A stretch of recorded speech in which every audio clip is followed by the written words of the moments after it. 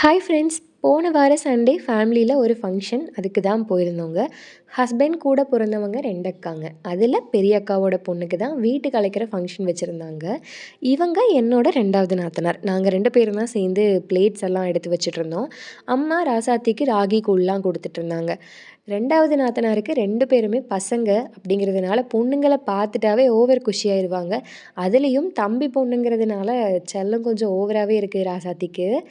எங்கள் வீட்டு சைடில் நான் தான் ஃபஸ்ட்டு பொண்ணு, ராசாத்தி தான் ஃபஸ்ட்டு பேத்தி. அப்படிங்கிறதுனால இங்கேயும் செல்லம் அதிகம், பாப்பாவுக்கு அங்கேயுமே செல்லம் ரொம்ப அதிகம். இந்த மாதிரி ஃபங்க்ஷன்ஸ்லலாம் மாமா அத்தையோட ரெஸ்பான்சிபிலிட்டிஸுங்கிறது கொஞ்சம் அதிகமாகவே இருக்கும்.